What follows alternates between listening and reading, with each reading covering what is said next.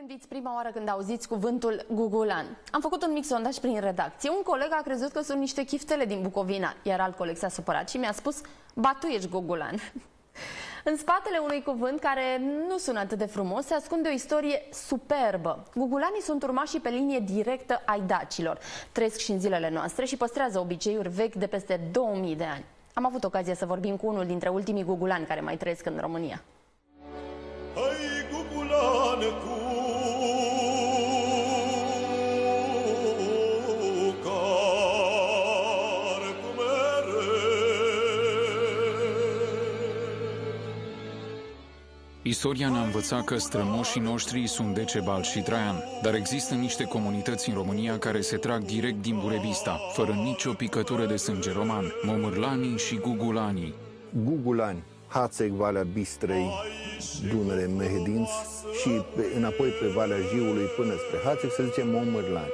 Poate că este prima oară când auziți despre gugulani. Cu siguranță numele lor vă desenează un zâmbet pe față. Gugulan vine însă de la muntele Gugu, locul în care Zamolxe s-a închis într-o peșteră timp de 3 ani. Mircea Goloșie a crescut într-o familie de gugulan și studiază istoria părinților, bunicilor și străbunilor lui. Toți au păstrat portul tradițional al dacilor. În fotografiile vechi de peste 100 de ani putem vedea femeile gugulanilor care își etalează cu mândrie costumul popular. Toate poartă pe cap salbe făcute din bani de aur. Bănuții reprezentau averea, în primul rând. Era o mândrie ca fiecare fată să aibă cât mai mulți bănuți. Ia, fusta și catrința erau brodate cu fir de argint sau de aur, iar culorile costumelor difereau în funcție de vârsta femeii care purta costumul. Costumele sunt purtate și în ziua de azi. În satul Obreja din Caraș-Severin, profesorul Pilu Gugulanu se îmbracă în portul tradițional cu mândrie. Bliul ăsta l-am pus special, au culori de bază, din spectrul solar, când ploaie cu soare, când se zice la noi că se însoară strigonii, moronii. La fel este și vesta.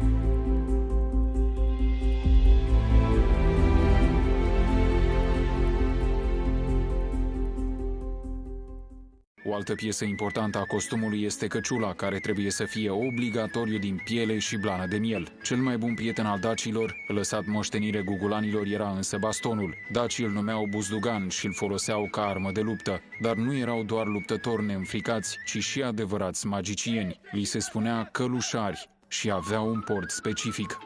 Ăsta este pui de căluș.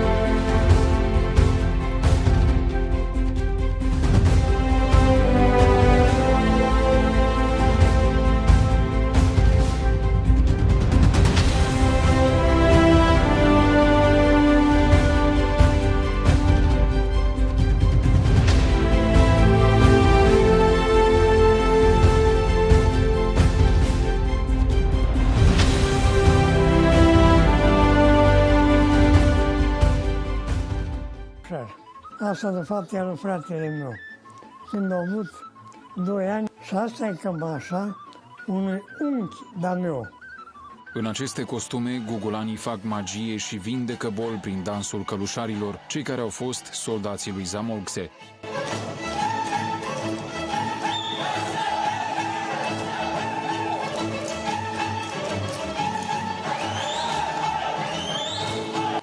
O altă credință a gugulanilor este că dansul călușarilor vindecă Parkinsonul sau alte boli care implică sistemul nervos și sistemul osos. Se pun jos, trec călușarii pe stei și calcă cu piciorul pe cârcă.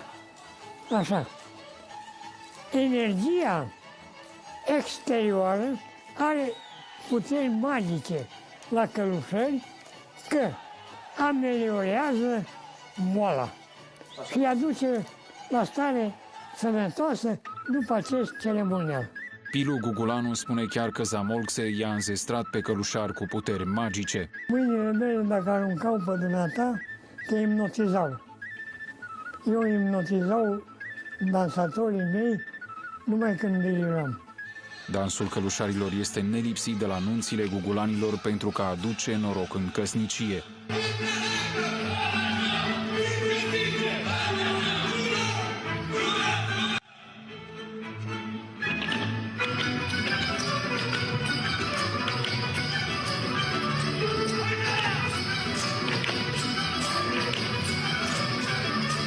Gugulanii și-au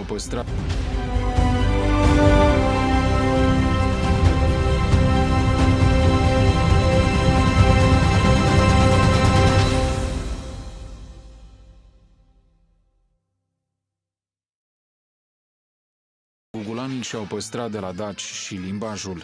Expresii cu G și cu G. Unge, mergi, geunge, vii, unte. Deci cuvinte caracteristice le găsiți și peste munte la Momolan, același limbaj este și același port popular. Dar nimic nu se compară cu romanii. De teamă să nu ajungă sclavii Imperiului, dacii ar fi fugit până în Scoția. Cimpuiul dacic, care folosit și acum de dacii refugiați în Scoția, care cântă imnul regal în cimpoaie dacice. Am făcut această analogie ca să știți și dumneavoastră că scoțienii, irlandezi, îți o linie dacică care s-a unit cu celții.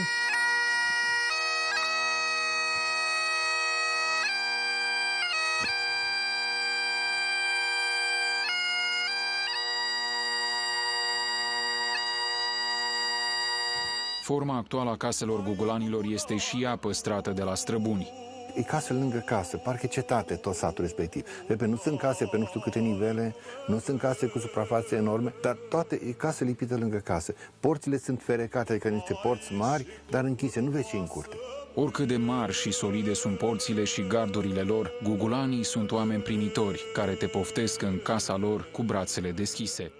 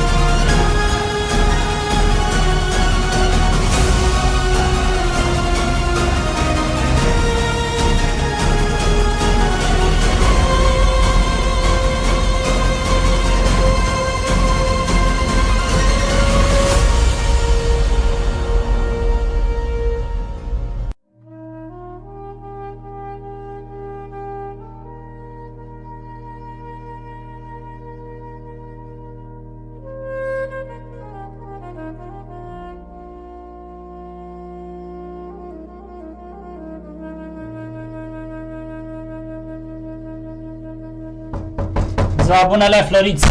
Da. Ce faci aici? Da, ce mai tomnesc pe ele câte un pic. Bine te-am găsit. Bine ați venit aici la De noi. câte vreme mă aștepți, Lea Floriță? De mult v-am așteptat. V-am văzut la televizor, dar păi n-am crezut Și-ai că voi vedea și în față. Și ai auzit că s-ai aici în sat și ai dat poruncă să viu la mea tale. Și veniți și Eu vedeți. sub după coclauri, îmi pare Doamne bine. ajută. Nana Floriță, Dâniaza, Coiș, Amicolai Coiș. Așa te știe Așa mă lumea. poriclesc aici, că aici a fost o clasă sclovăcească. Și-au cumpărat socrii mei, aici, Da, și-o luat. au cumpărat casa asta cu locul și așa ne-au poreclit. Dar de fapt se zicea Florii Victoroi. Eram noi mai înainte și după ce au luat casa sclovăcească, au zis ca Coiș. Dar pe mine nu mă deranjează. N-am eu bani. Câți ani ai, Lea Floriță? 65. 65 de ani, mulți înainte. Mulțumesc frumos. Ai atâtea lucruri bătrânești, mai povestea, uite, doamna care m-a adus aici la dumneatale, Da. că ai o ladă de zestre mare și faină. Da. Am Și tot se făcut vede. pe ele. Ce să facem? Că singură. Copiii mi-s plecați la Belgie, singură și când am timp aici mă regăsesc în ele. Mai cos, mai fac cipcă, mai... Ce poți? Tati, ați făcut de dumneatale? Da. Asta. S-au fost drag lucrurile, Da. Florița? Da. Am făcut. Mai fac și acum fac. Până vând mai fac. Ce să fac? Cum e cu tradiția asta? Să mai ține pe aici, pe la dumneavoastră, pe am sat? avut noroc mare cu Ligia, să știți. Că Ligia ne-a făcut să le scoatem iară din lăzile de zestre, de unde le-am pus. Că odată s-a fost terminată cu ele. Și am zis că ne facem tăți domni și nu știu ce și după aia am venit la ele și nouă ne-s dragi. Și la nepoata mea asta. O să le chemăm noi mintenași încoace bine. ca să le vadă și, Da. și domnii, o să le povestim Da. mintin și oamenilor care ne urmăresc despre ce e vorba. Da. Ați zis că v-a fost rușine să le scoateți din ladaie zestre, v-a fost groază de fapt. Nu, că nu se purtau. Nu se purtau. Nu le folosea nimeni. Și acum din ce a început Ligia și cu muzeul și cu asta, și apoi nepoata mea a zis că și fac și eu un pic de muzeu, așa, un colțișor de la Belgia. Ați început așa, iată așa prin Ligia să cunoașteți valoarea lor. Da. Ea ne-a făcut să le scoatem iară, că într-un timp ne-am fost lăsat. Că așa a fost. Așa, și acum dacă au venit, și nouă ne-s foarte dragi, să știți. Păi cred că vi-s dragi că ați lucrat la ele. Da, și eu cum un singur aici, în dealul ăsta, când lucrez, nu mă mai gândesc la nimic. Îmi trece ziua, parcă e prea mică ziua și... Nu ți urât aici în dealul ăsta? Nu. Nu. Nu mi-e urât, niciodată nu m-a fost. Da, acum trebuie să le spun oamenilor care ne urmăresc că dumneatale astăzi ai fost la culezie pome. De prune, da. E prune. Facem câte un pic de pălincă. Și iute ai gătat, că e de vreme încă. Da, am gătat și am venit și am Ai lăsat lucru numai că vii eu aici. Da, că știuți că veni și v-am făcut un blit de pancovi. La noi pancovi. Pancovi, da. Boboș, da. Da, sarmale cu păsat, n-ai făcut? Pisat, sarmale, pancovi, pălincă de prune, dacă culegem prune. Da, și mai lucră omul de rând pe aici, prin sat? După noi cu un pic de agricultură, dar eu chiar cu mai puțin, așa că dacă singură un pic de grădinuță și după aceea când am timp mă apuc și cos. Animale nu ai? Nu. Nu ai. Nu. Ai avut? Am avut, dar le-am vândut după ce a murit soțul, le-am vândut pe tătică, dacă singură. Când mi dor, mă duc la copii, la Bruxelles. Și de câtă vreme ești văduva? De 6 ani. De 6 ani. Și copii câți ai? O fata asta. Numai o fată. Cu Nicoleta, da, și 2 nepoți și ginerii buni. Români inginerile. Dar ce din sat? De aici din sat. N-ai dat-o pe fată departe. Nu, ba chiar departe eu am dat până în Erau hore, dacă ți-au și aminte. Nu mă da mamă departe, să mă cu dăsagi în spate. S-a dus cu avionul la Bruxelles. Ce să facem? Asta e... Cum e dorul ăsta după copii, după nepoți? E foarte mare, dar dacă avem și mijloacele astea, Facebook și de-astea, ne vedem, vorbim pe Messenger în tătă zi și parcă și când mi dor, mă duc la ei. Mă pui pe avion în Cluj și mă duc la ei. Mergi des? Duc o dată, 2 ori pe an. Când mi-e așa dor tare de ei, mă duc, mai vin ei. V-ați acomodat acolo în străinătate? Îmi place că sunt copiii mei, să știți, nu vreau să mint, dar sunt copiii mei acolo, dar... Tot mai bine acasă. Mai bine aici, în dealul meu, aici sunt liberă, fac eu mă duc. Mai mere după ciuperci vara. Ori de ce trebuie să meargă copiii noștri în străinătate, să-și Nu câștige știu. pita aceea de Asta zilele? nu știu și eu aș vrea și știu, să știți. Nu știu de ce nu pot să-și câștige pita aici, că ar fi mai bine și de noi. Să-și ia acasă, Da. vorba aia, să te trezești dimineața, să dai bună dimineața unul cu Și altul. să-ți vezi cum îți crezi nepoți, ar fi foarte frumos, să știți. Dar acum, dacă lor le bine și mie mi-e bine, să știți. Lor le foarte bine acolo, au servicii amândoi, se descurcă. Atunci, pe lângă ei și mie mi-e bine. Aș dori să chemați pe cele două fete, pentru Da. că atunci când am intrat în curte, v-am întrebat că care e cea mai mare bucurie a dumitale. Da. Și a Și zis că avere. cele două nepoate, vi și bucuria și averea. Da, cea mai mare avere și mai am un nepot, ai plecat, ăla mai mic, plecat la unchi, la bunica sa din jos, dar vă aduc și nepoatele. Să Le- vedeți ce floricele am eu. Haideți, aușeți-le aici în Da, casă da. să le vedem. Haideți, fetelor! Răghela făcuși până cu cine mi-a mâncat vărăcoie. Că-am gândit că mă luaie și amarui dorul.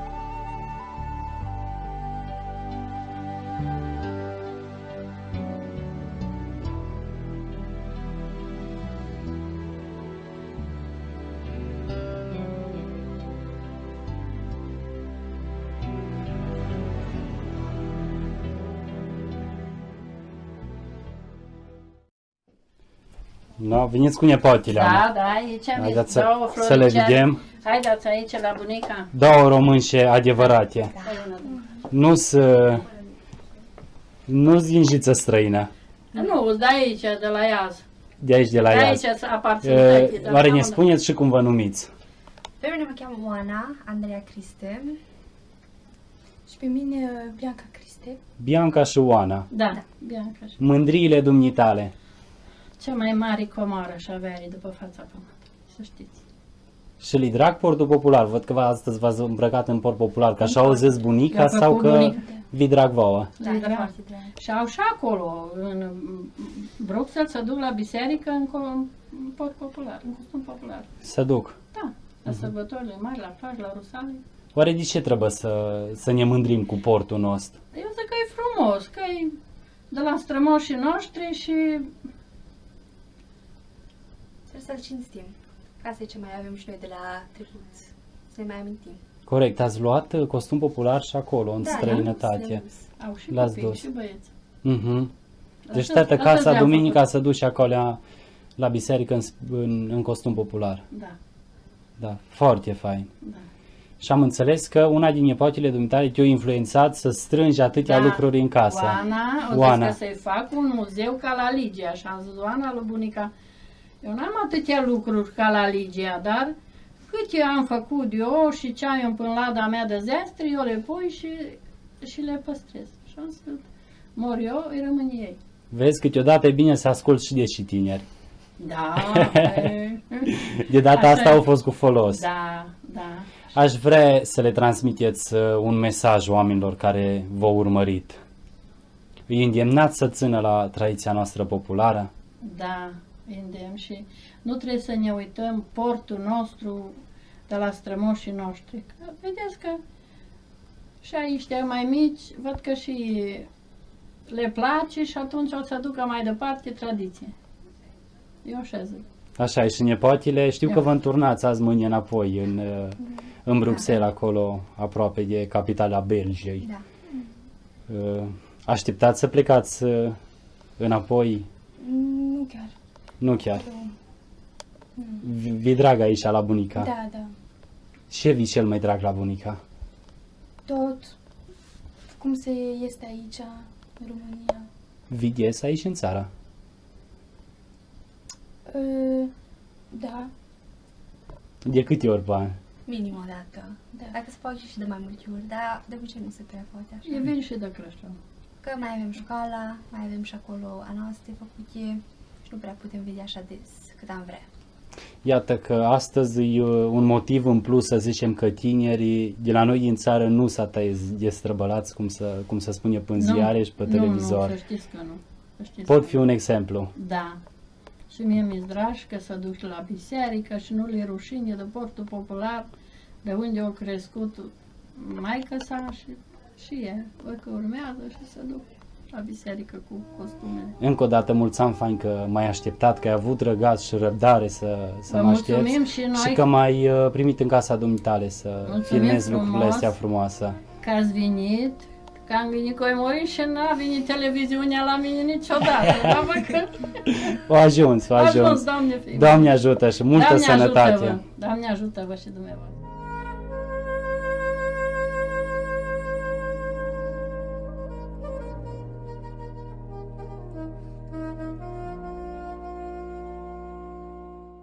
So I'm with my father and my grandfather and my brother sitting in the bench seats. Women were upstairs. 5 or 6 guys get up on the bema on the stage and they're facing the congregation. They get their talit over their heads and they start this chanting. I think it's called duchening. And my father said to me, "Don't look." So everybody's got their eyes covered with their hands, or they've got their talit down over their faces, or turned away, turning their back to these guys. And I hear this strange sound coming from them. They're not singers.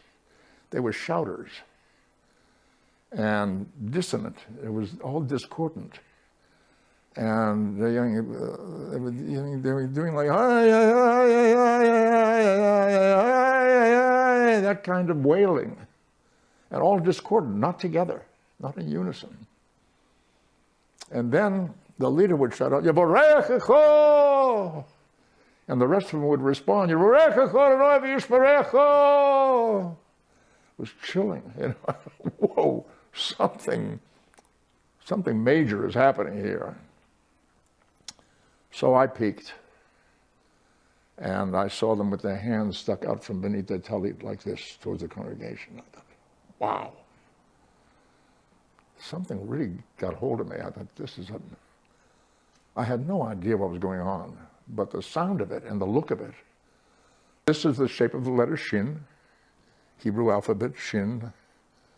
Very interesting letter in the language. It's the first letter in the word Shaddai, the first letter in the word Shalom, first letter in the word Shekhinah, which is the name of the feminine aspect of God,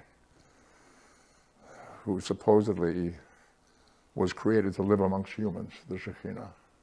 Why you're not supposed to look came to me much, much later, much later. My wife Susan has a cousin who's a rabbi here in Los Angeles at Temple Israel. And I was telling him this story, and he said the reason you don't look is the legend is that during that benediction, Yevorechecho, the Shekhinah comes into the sanctuary to bless the congregation. And you don't want to see that because it's so powerful, you could really be seriously injured, or it could be fatal. So that's why you protect yourself by hiding your eyes. Don't look. I survived.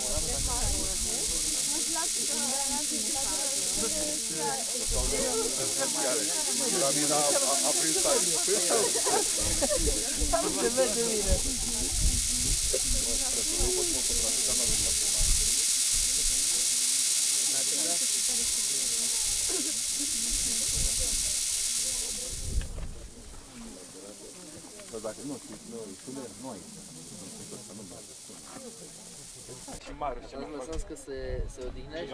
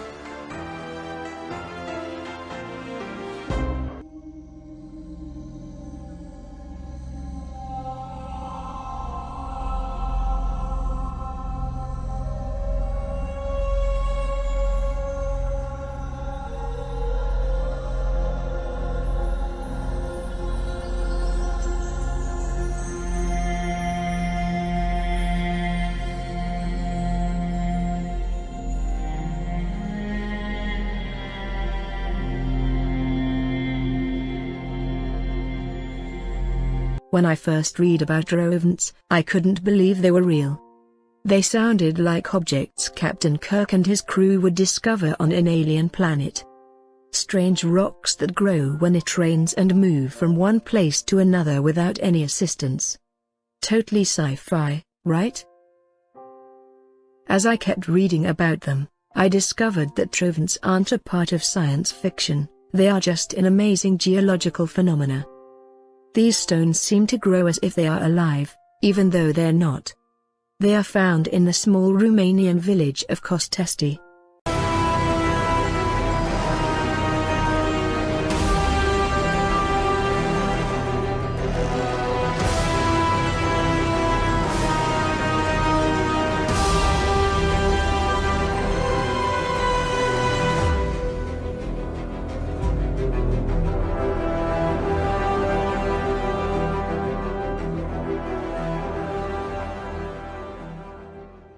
They are found in the small Romanian village of Costesti.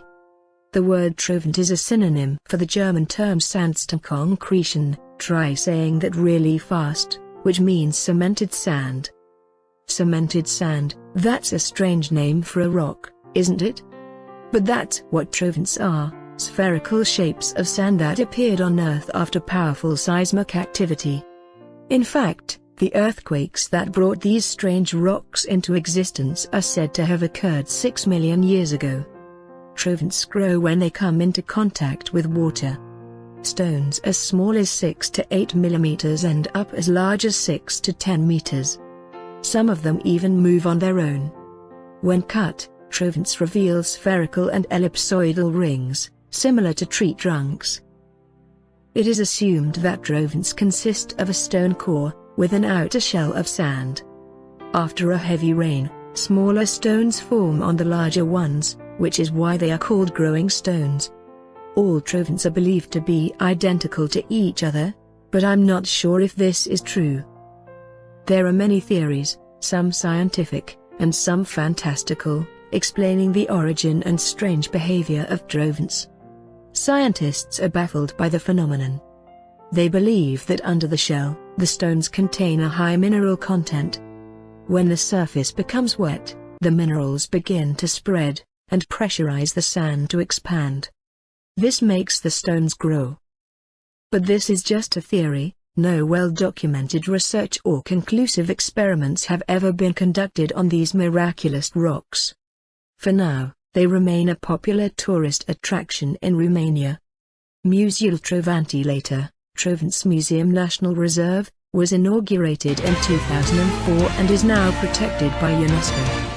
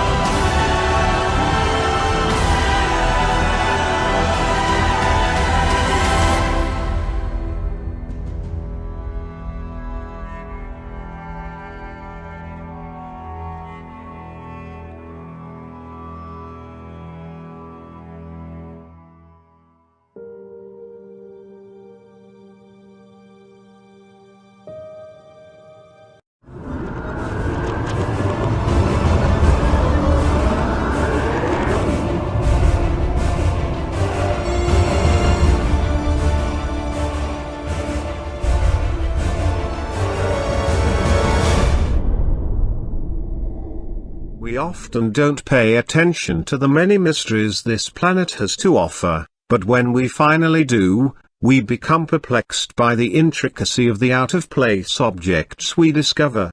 These odd formations found in a small village in Romania are called Trovents. Their common aspect makes them look like regular rocks, but in reality they are much more special than that.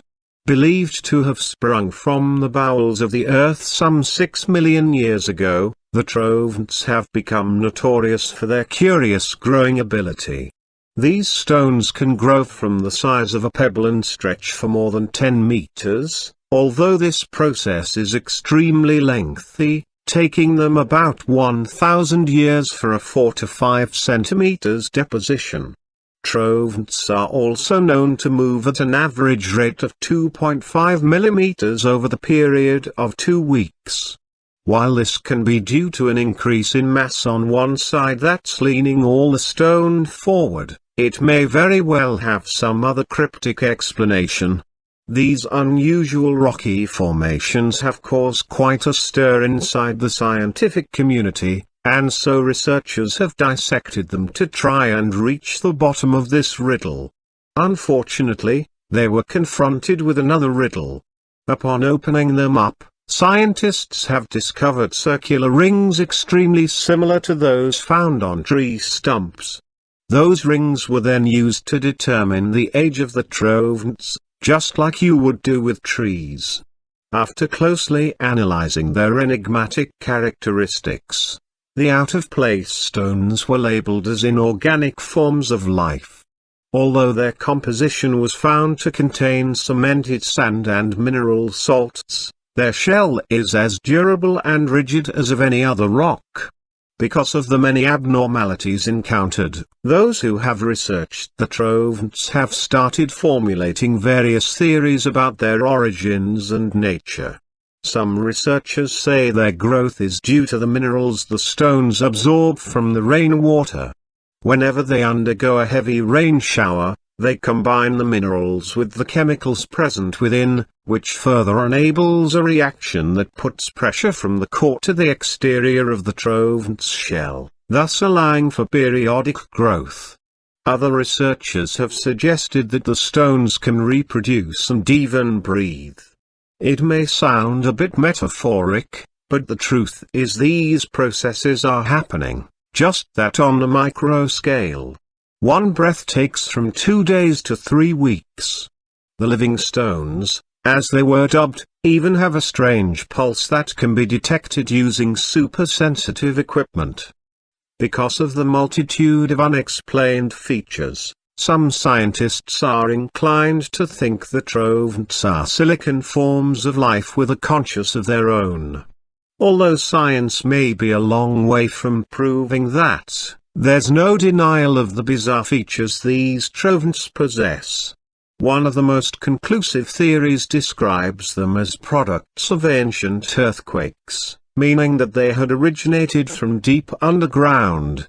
Since we know so few of what's happening under there, we can let our imagination wander and speculate on their true origins. Are these Trovants artifacts from a secluded underground world that were carried to the surface after a violent earthquake? Do they bear a cryptic message that's waiting to be cracked? That, we can only guess, but if this topic has incited your curiosity, make sure to drop by and visit them whenever you are in Romania. You can buy your pet rock from the souvenir shop, or maybe try your own luck scouting the surroundings for one. As an alternative, you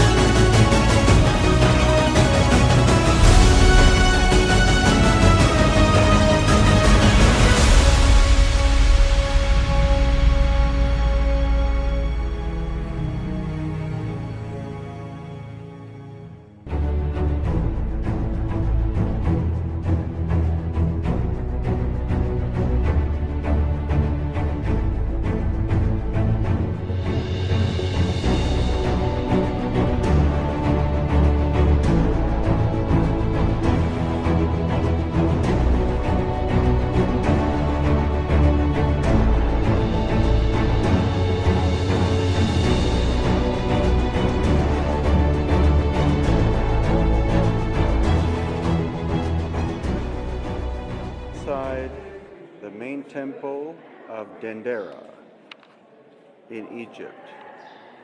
And you can't get a sense of the scale, I don't think, with photographs, and even with this video.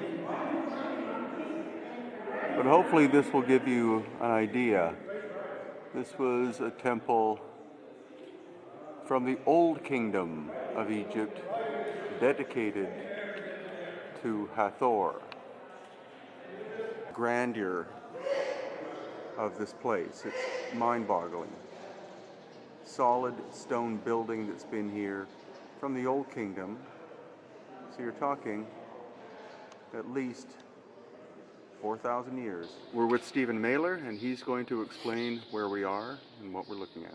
We are at the Temple of Hathor in Dendera, said to be what they call a Ptolemaic site, 300 BC, but actually on a much, much older area that covers all areas, a very ancient site. Who Hathor was, Hat means place, Hor is usually considered the falcon or the boy or the initiate, so it's the place of the boy. This is where sacred initiations were taking place, but only by priestesses, because this was a matriarchal culture. So Hathor represents all the arts, dancing, music, sculpture, and sexuality. And she's also considered a divine mother, as many of the so-called feminine aspects were. So this was a very, very sacred temple, only populated by women. There were no priests of Hathor, only priestesses. Very sacred information was taught here. The walls have information about astrology, astronomy, and alchemy. And very much a very, very sacred site to the ancient people. We feel, unfortunately, you cannot feel this on this video, but people come and feel the soft, sweet, feminine energy here. As my teacher Abdel Hakim said, the site dictates what's there. So the energy here, known to the ancient people, the sweetness, the softness, the wonderful warmth of the feminine, obviously it extenuated in them the aspect of Hathor, so they built temples around to venerate the principle. This is a wonderful, wonderful site. We wish everyone in the world could come and experience the divine feminine energy that is here. Here we have the famous Zodiac of Dendera. This is a copy. The original was taken by the French during Napoleon's expedition in 1798 and is in the basement of the Louvre. One of the things that we agreed with Zahi was for many years, he wanted the original Zodiac to return to Egypt, the Rosetta Stone, which is in the British Museum, and the bust of Nefertiti, which is in the Berlin Museum. They belong here. We agree with that. What it clearly shows, this copy is still an excellent copy, all signs of the Zodiac, Leo, Taurus, Sagittarius over here. All around you see all the signs of the zodiac. There was total knowledge of astrology, which the Greeks refined, did not invent, but they refined. But there is a secret meaning here, which very few people understand. Cancer, right here in the center, plays a key significant role. The great French Alsatian mathematician philosopher R.H. Waller de Lubitsch, who John Anthony West is the champion of today, did some incredible calculations showing, because he was a mathematician, showing that there's different angles, everything is leading to Cancer, to everyone to look at Cancer here. So exactly. And so the people started observing at 8000 BCE, created the zodiac, created the constellations, and created the idea that we needed to predict. And so they needed to go to solstices, equinoxes, eclipses, study all of these things so they could perhaps predict when another invader. They became obsessed with time and prediction.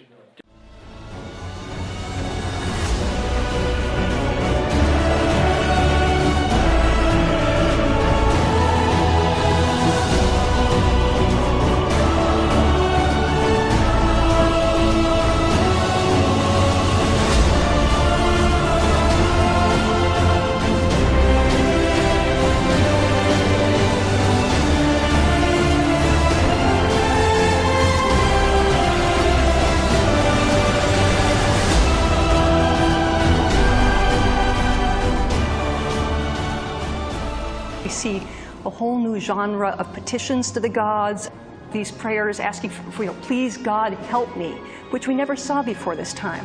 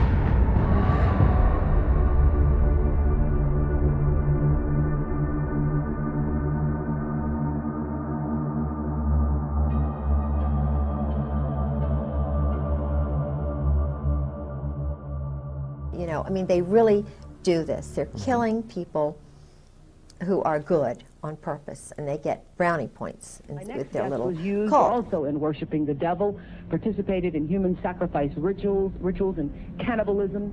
She says her family has been involved in rituals for generations. You come from generations of ritualistic abuse? Yes, my family has an extensive family tree, and they keep track of who's been involved and who hasn't been involved.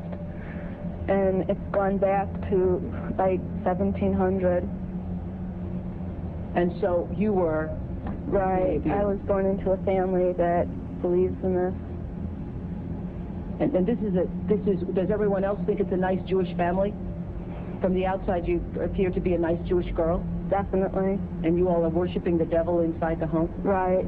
There's other Jewish families across the country. It's not just my own family. So what kinds of things? You don't have to give us the gory details, but what kinds of things went on in the family? Well, there would be rituals in which babies would be sacrificed, and you would have to, you know... Whose babies? There were people who bred babies in our family. You witnessed the sacrifice? Right. When I was very young, I was forced to participate in that, in which I had to sacrifice an infant. And the purpose of sacrifice is to what? Is to bring you what? What are you sacrificing for? For power. Uh-huh.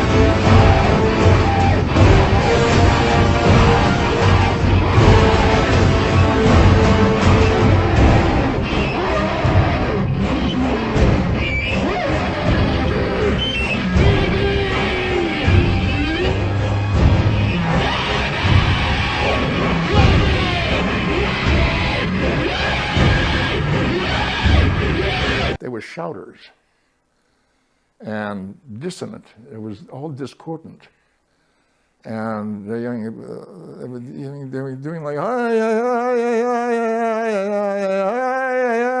that kind of wailing, and all discordant, not together, not in unison. It was chilling. You know, whoa, something. And I saw them with their hands stuck out from beneath their talit like this towards the congregation. I thought, wow.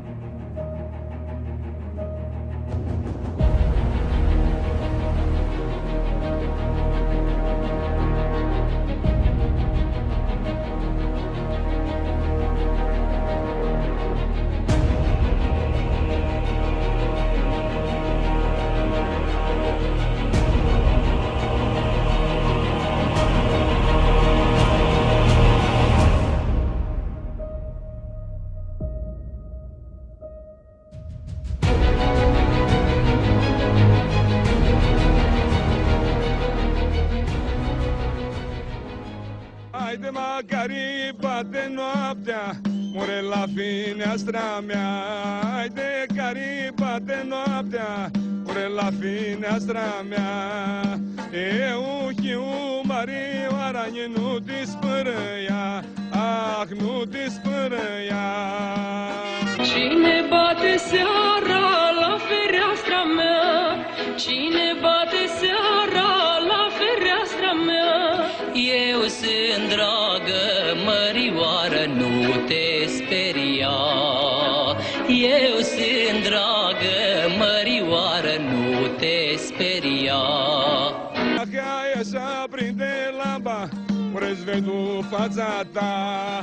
Ia școala, prinde lampa, îți vedu fața ta. Școala prinde lampa, să-ți văd fața ta. Școala prinde lampa, să-ți văd fața ta.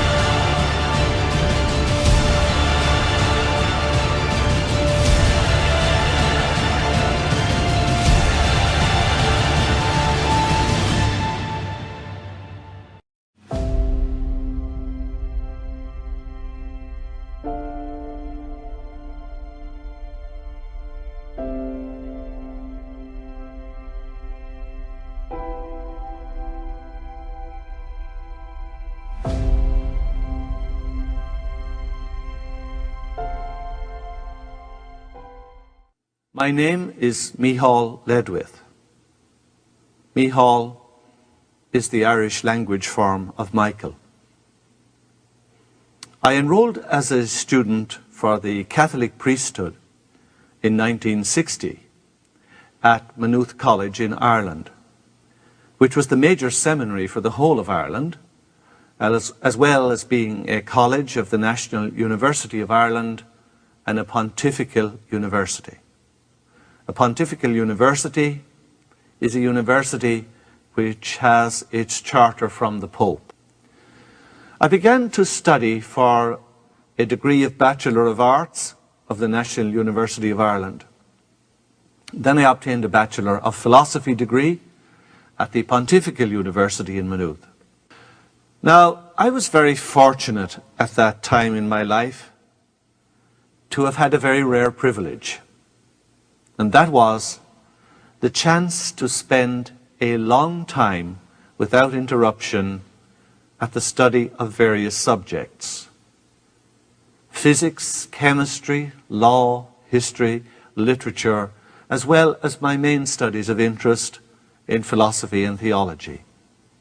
And after several bachelor's and licentiate degrees, I culminated my 11 or 12 years of university-level study with a doctorate in theology. I was appointed onto the staff of the university almost immediately as a lecturer. And 4 or 5 years later, I became a professor of dogmatic or systematic theology. Then subsequently, I became dean of the faculty, head of department, registrar of the university, and finally vice president in 1980. 5 years later, I was appointed president of Maynooth College for a 10-year term, which I completed in 1994. Now, in 1980, a very significant thing occurred.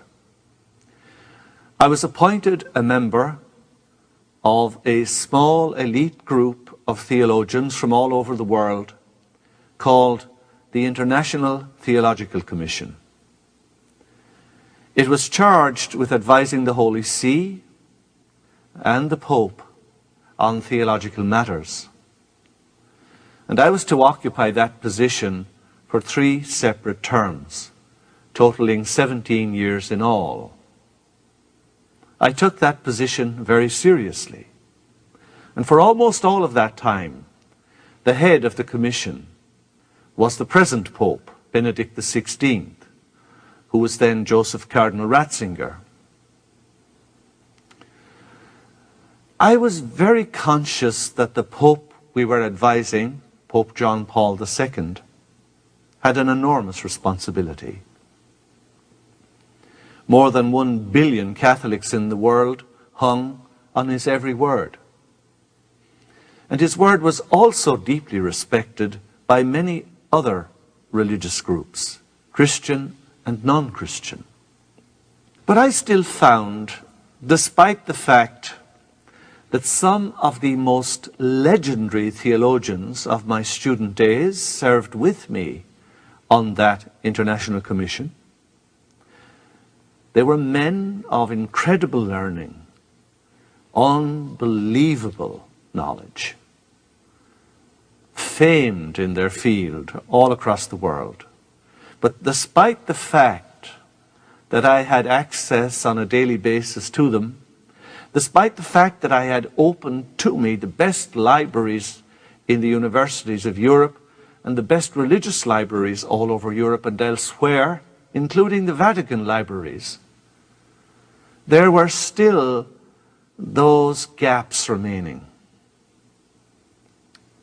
which showed me that the Jesus of history was not the Jesus that I saw hidden behind so many of the statements in the Gospels. And obviously, I was deeply perturbed by that. Now, given the roles that I have had and the positions I have held, I suppose it's laboring the obvious to say that not everyone is happy with the things I am saying and the things I am doing now. But those teachings of Ramtha gave a new direction and depth to a lifetime that I had dedicated to the study of these questions. And they guided me into unfamiliar and exciting channels. It endowed my entire life and understanding with a depth and a meaning which they would otherwise never have had. The four great festivals of the ancient world, particularly among the Druids, were interspersed between the solstices and the equinoxes.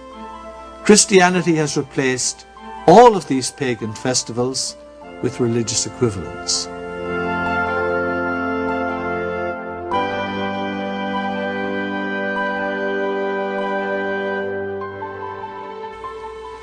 The statement of Jesus about how easily we see the speck in our brother's eye and fail to see the beam in our own, which is in St. Luke chapter 6, is found also in the teachings of the Buddha. He says, the faults of others are easier to see than one's own. The faults of others are easily seen, but our own faults are hard to see. That's in the Udanavarga, section 27. The admonition of Jesus to do unto others as you would have them do to you is also found in the teachings of the Buddha. Jesus said that whoever looked on a woman with lust has already committed adultery with her in his heart. The Buddha said, commit no adultery. The law is broken by even looking at the wife of another man with lust in the mind. In Hindu, the Lord Krishna says, I am the letter A. I am the beginning and the end.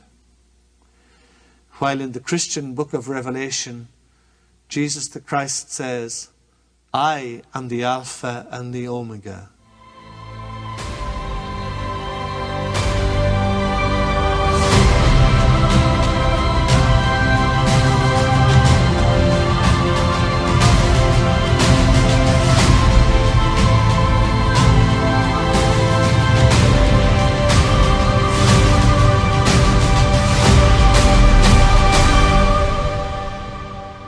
Both Krishna and Jesus tell their disciples that he will dwell with them and they in him.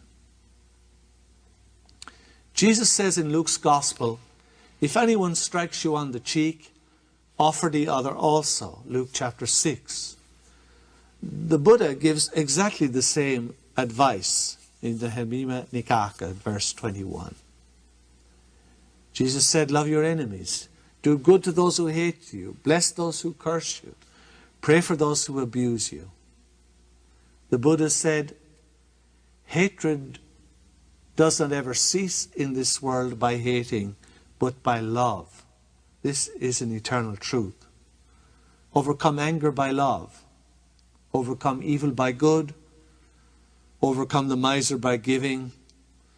Overcome the liar by truth. Jesus said, just as you did not do it to the least of these, you did not do it to me. Matthew 25. While the Buddha says, if you do not tend one another, then who is there to tend you? Whoever would tend me should tend the sick. The image of the poorly built house is found in both. The emptiness of ritual washings to purify oneself is found in both. And both the Buddha and Jesus were accused of luxurious living because they never practiced a harsh asceticism. Because they knew that what needs to be disciplined in the human being is not the body, but the mind. So it makes no sense to punish the body. Other parables told by Jesus come not from the sayings of the Buddha, but from the Hindu traditions before the time of Jesus, which includes the statement of Jesus that if you had faith like a mustard seed, you could move mountains. Moving mountains is a lingua franca of the great mystery schools. Reminiscent of the wedding at Cana, the Buddha and his disciples were invited to a wedding, and instead of the food being consumed as the guests ate it, it actually grew in quantity and fed the multitude that eventually turned up at the feast. The story of the widow's mite in Mark 12 is replicated in the teachings of the Buddha. In fact, it's replicated so closely that it would be almost impossible to maintain that both stories were independently created. Jesus often spoke disapprovingly of those who had a thirst for miracles, and so did the Buddha.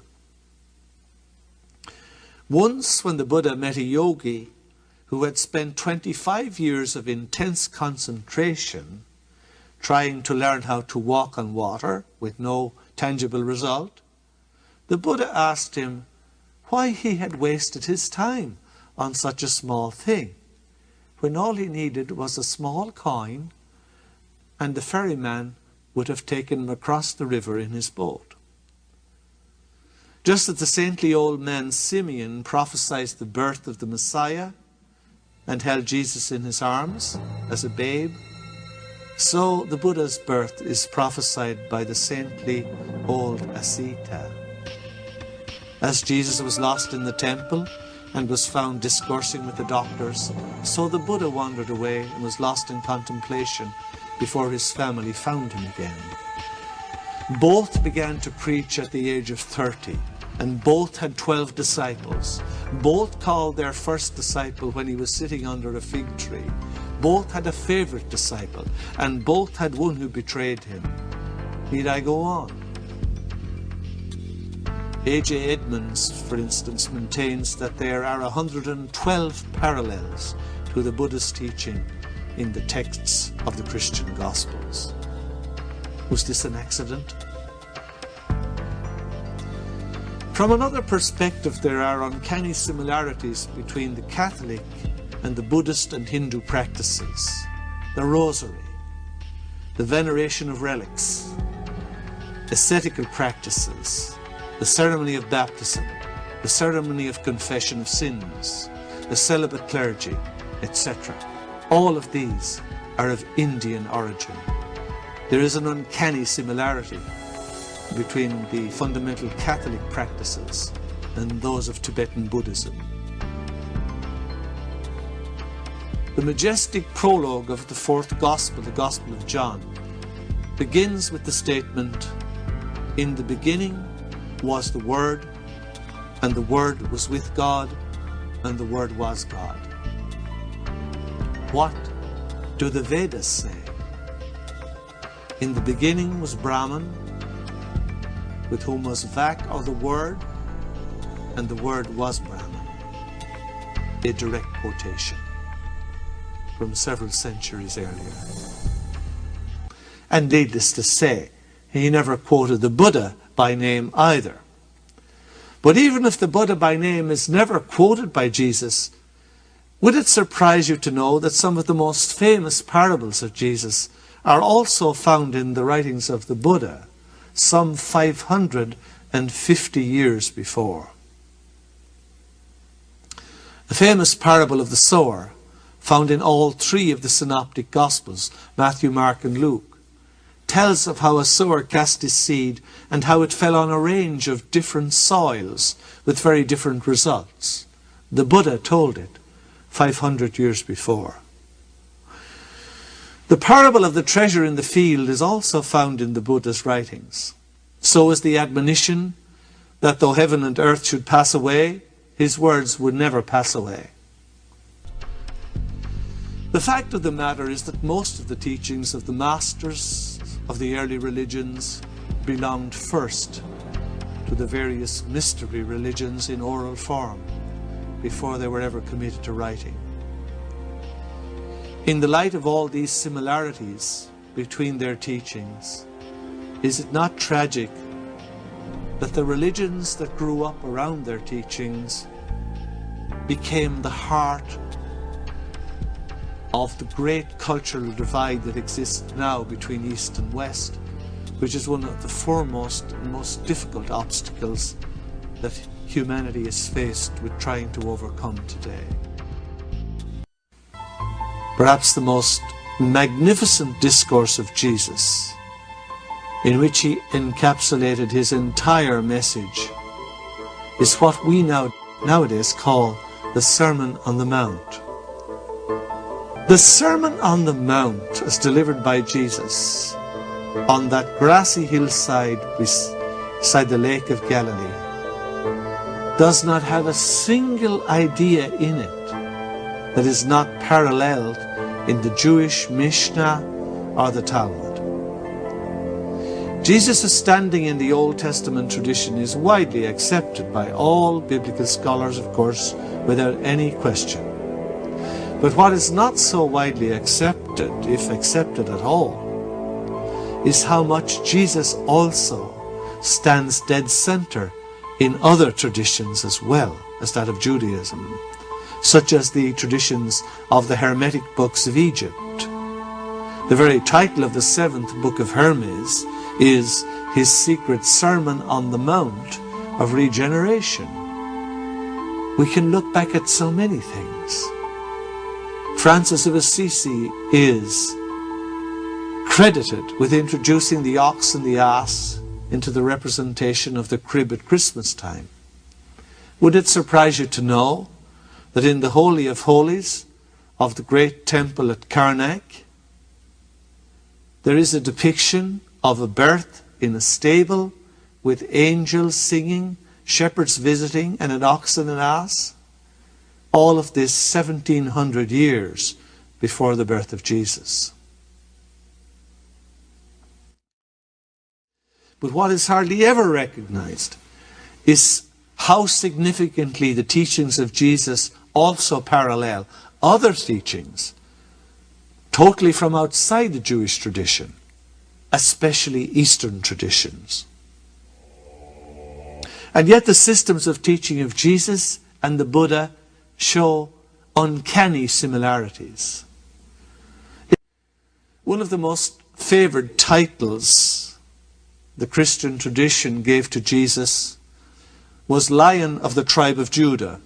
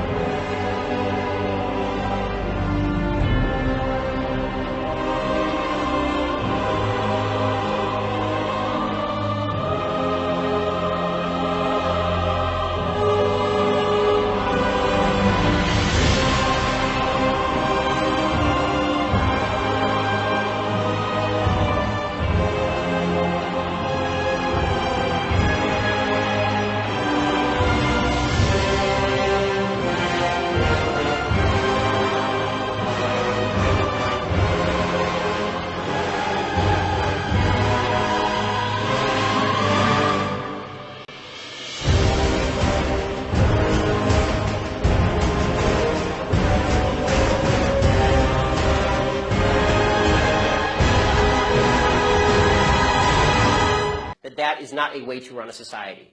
You can't sacrifice truth because some people are going to actually suffer because of the truth.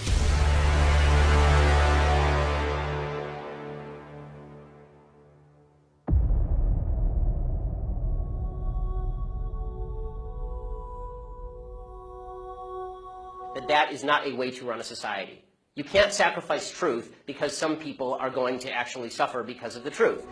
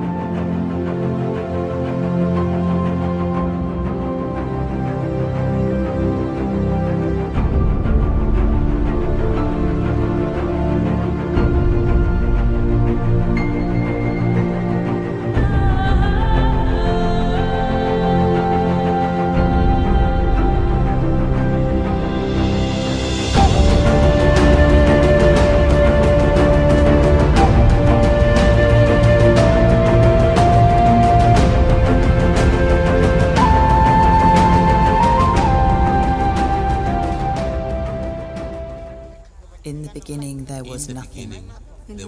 All was darkness. Say. There was nothing at all. Only the mother. Only the mother.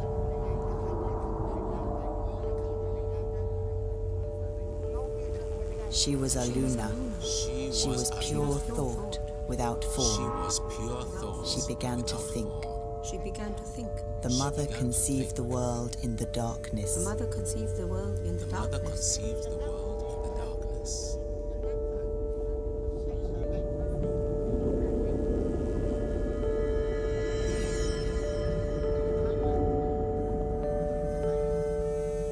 She conceived us as ideas, as we think out a house before we begin to make it real. We think out a house before we begin to make it real.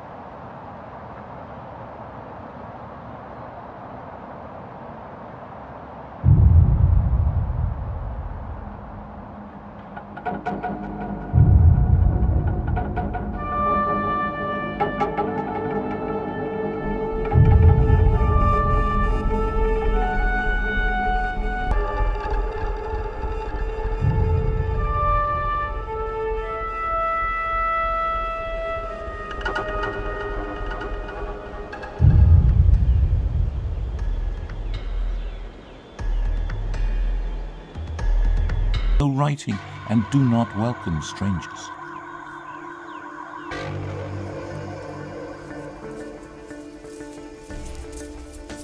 They believe their job is to take care of the world.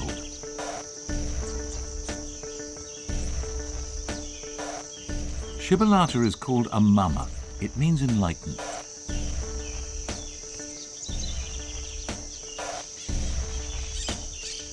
He's training his daughter, who uses the name Francisca.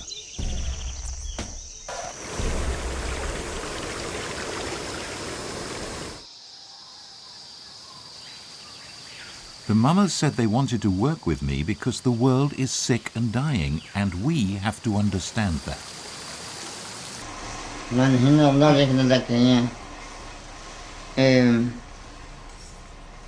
Haba, kasak, shi, kagwasanga, hada sirangwanga, hada shukukuyanga, nibung kajani, shibaksak shagunenane, nukane, shizangake, amma aksha, buwakush nilakana, nanki kiga hoja kanjak. It all seems so obvious to them. Places are linked by a black thread of invisible thought. Gold is linked to a luna, it never decays. But what's that to us?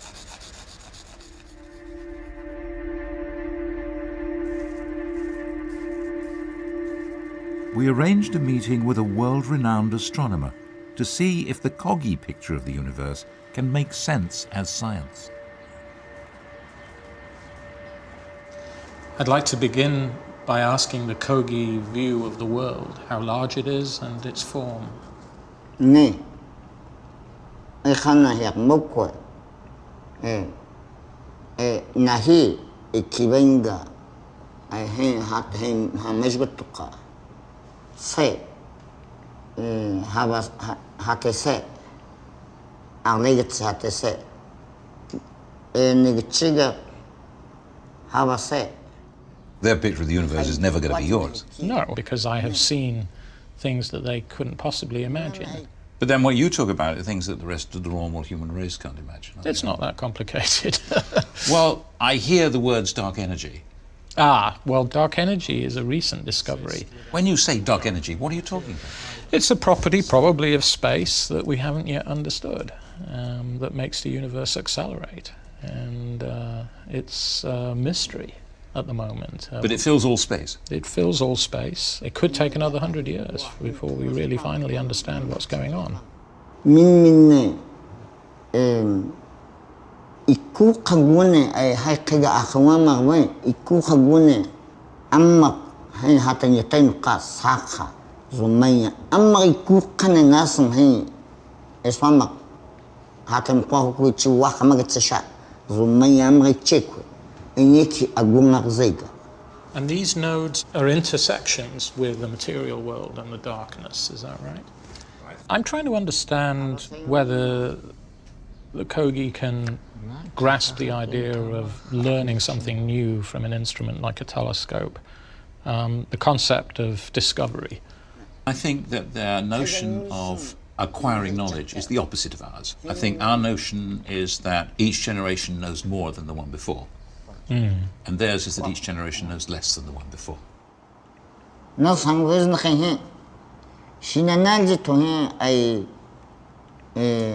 jiktina chapana itungwa sangze na hizna kahikine tungwa sangze saka eka ay makia tawa han hagitung ay gwasangze nugne chinilakana henki na hiki hiki na koy ne au naski tung hana henni iki hata hen chik kiyana abahana na qali henni alunelji iki ne ma hiki ne nizangoz na tung wasungze. Here he is in London learning completely new things that he couldn't possibly have imagined in his village. Most people would say that experience changes you, you know, maybe irreversibly. But I don't get that impression looking at the Mama. I get the impression that he has a vision and his purpose is to tell us that vision, and that's why he's here.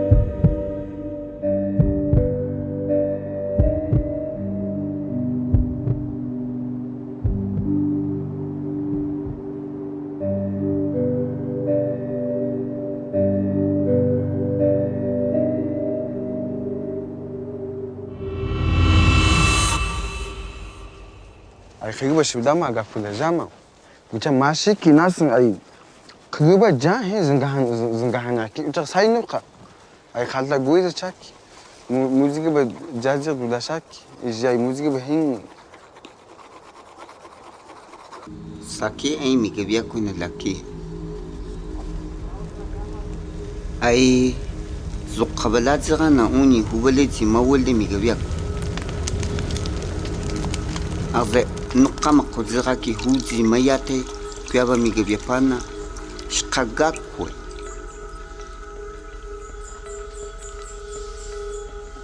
aini magazahecha gwapanehan Aizwa luna muleto guiaba migabaina. Khasa huwa bagztana ainuha ijik zitu azkhaita wakwa.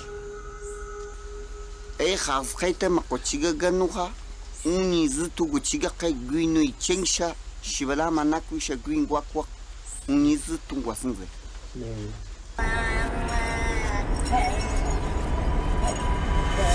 This was the material bridge to life, vitalizing the water. The aswamas are stripped. The water dries out. How will we live? I thought the journey was over. But now the mamas took over the filming, simply saying that without hope, all this would be pointless. Aglaya gatse, Santa Marta Gwani ay, Zubagi Kaka ay naman Gwanga, Aduk Kanaduk Kangwakoy.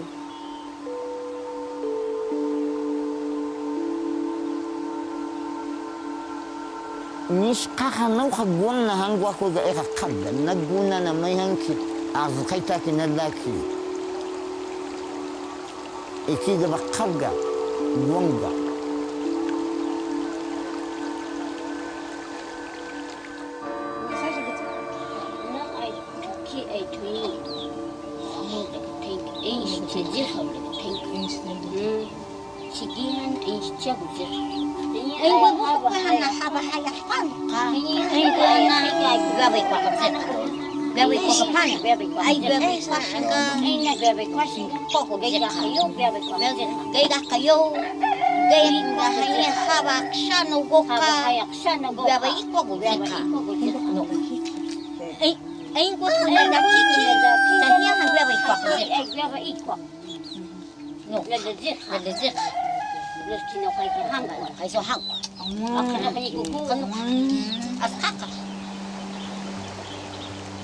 I thought this was the Mama's journey, and I would film what happened to them.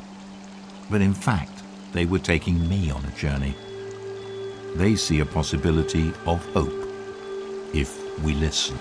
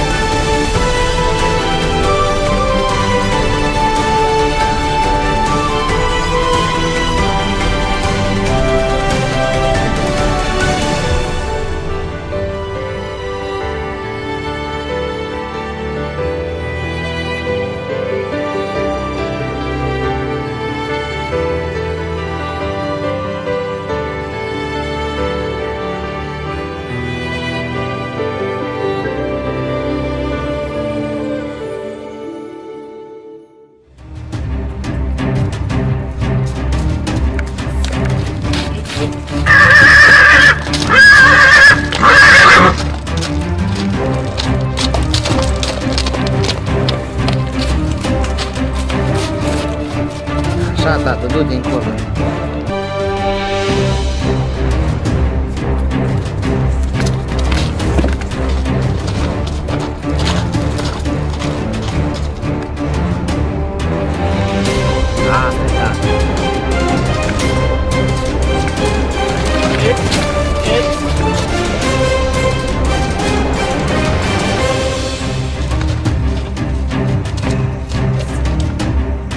Și mi-e frică așa să zic să nu se pălească de...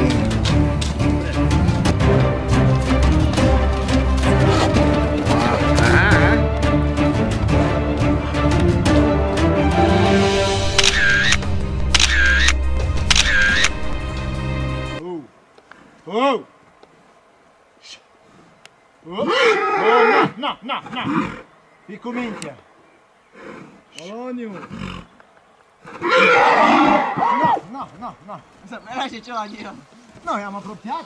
Uite aici! Fii cu minte, mă! O, băieții, Uitați-vă încoace un pic, să vă văd. Trebuie să-i pune la... Uite, ne poți face poză cu Costel, hai cu caie. Domn Costel, uitați-vă. Așa. Dar fii atent pe construcție la fel aproape. Op.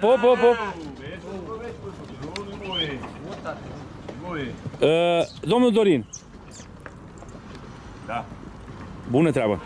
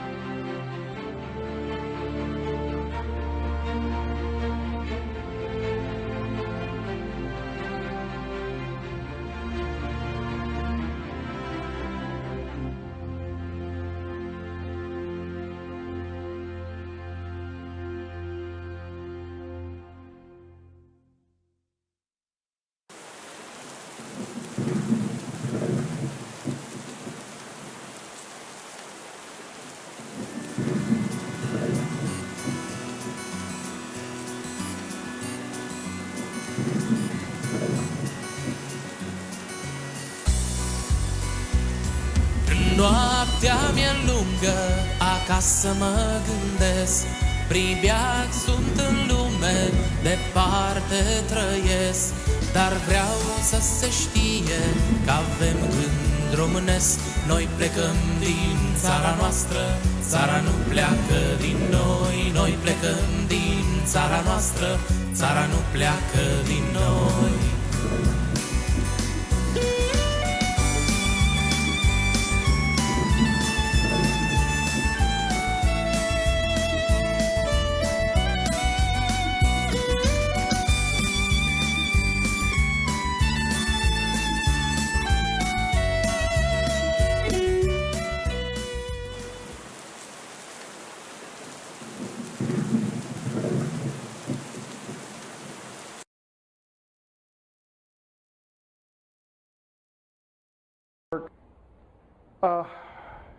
Wouldn't it have been better if the earliest civilization had been in Europe? You know, how cool would that be? Then the Europeans could say, you know, we're at the origin point of civilization. Now that happens to be true. It appears that, let's say, if you go back to 4000 BC or 3800 BC, which is a good 500 years before the earliest things that we call cities in Iraq, the beginnings of Sumerian civilization. The largest human settlement in the world apparently was in Romania, made up entirely of gymnasts. It's amazing.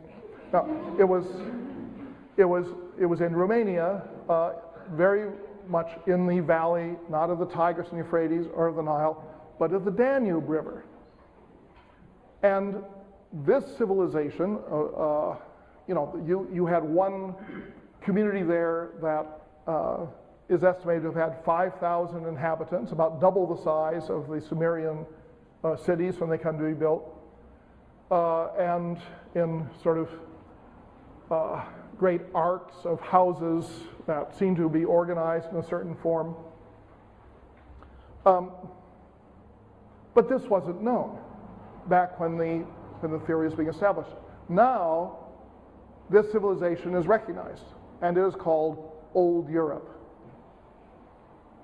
You will not find any reference to Old Europe in chapter 1 of The Earth and Its Peoples.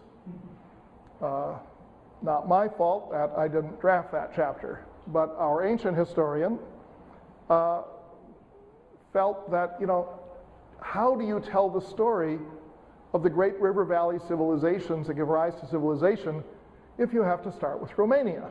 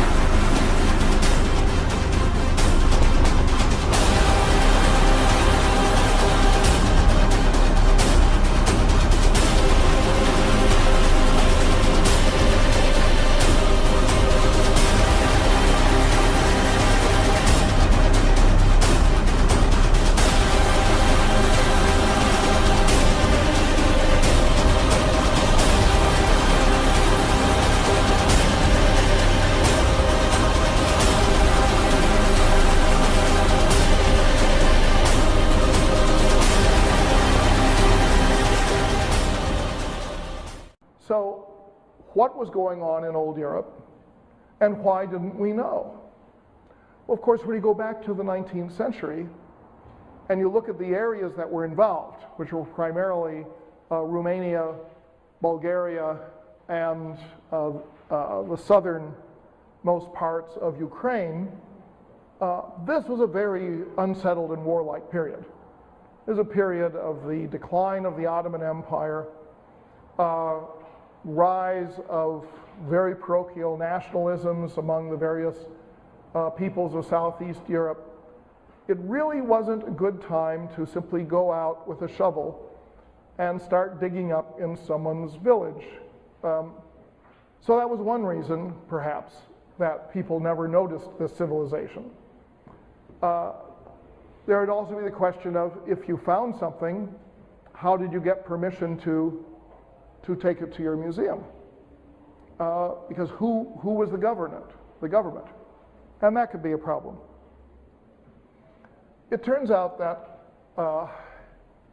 old Europe was not suspected to exist as a civilization until the Soviet period. Following World War II.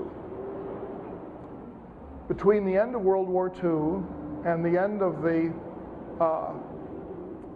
the Soviet Union, there was a massive archaeological enterprise in Southeast Europe, Russia, southern Russia, and Ukraine to dig up mounds. There are zillions of mounds in that area, just like the Middle East, but they hadn't been dug up before. There wasn't any tradition that there had once been a civilization there. And when they were dug up, the findings were published in Russian and Romanian and published by local academies of sciences in books and articles that were not read by Western archaeologists. They also were books and articles that were predicated upon Marxist theories of the development of human society, which were very different from those that prevailed among Western archaeologists. So when the Soviet Union fell, there was a particular time and place where a handful of archaeologists were invited from Russia to come to an archaeological convention in the United States and to talk about what they and their colleagues have been doing for the last 2 generations. And lo and behold, they said, we have found a civilization that is incredibly complex and that has the oldest layers going back to well before parallel developments that you have in Egypt and in Mesopotamia. But it came to an end. Even then, this did not have the impact that it might have had if all the writings had been translated into Western languages. There simply weren't that many archaeologists working in the West who could read Russian excavation reports. You also had to have the freedom to go to the site and go to the museums and look at the collections. So it is only now that the great accumulation of archaeological knowledge from the Soviet era is being melded into the thinking of European archaeologists. One of the leading centers for publicizing this is the Center for the Study of the Ancient World at NYU, and they had an exhibition last spring of the archaeology of old Europe, and a number of publications related to that. This center is run by our former colleague here at Columbia, Roger Bagnall. But the easiest place to get access to this is a book by David Anthony called, is it called the name that David Anthony gave it? Language, Horses. Anyway, I'll get it for you, and Nathan will email it to you. It's a stunning book because it tells you that everything you thought you knew about the beginnings of civilization has to be modified. How long it will take for it to trickle down into textbooks, I don't know. But Lay down your sweet and weary head. Night is falling. You've come to journey's end. Sleep now. Dream of the ones who came before. They are calling from across the distant shore. Why do you weep? What are these tears upon your face? Soon you will see. All of your fears will pass away, safe in my arms. You're only sleeping. What can you see? On the horizon, why do the white gulls call?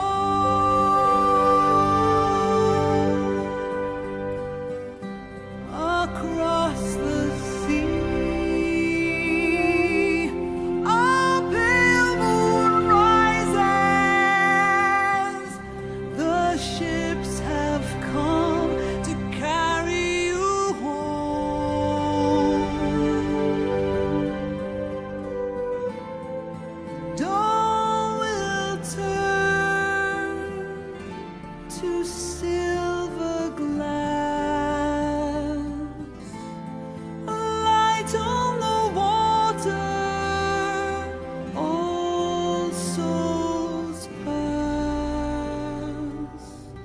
Hope fades into the world of night, through shadows falling out of memory and time. Don't say we have come now to the end. White shores are calling. You and I will meet again, and you'll be here in my arms, just sleeping. What can you see? On the horizon, why do the white gulls call?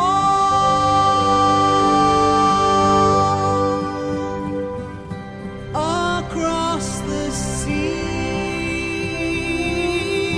a pale moon rises. The ship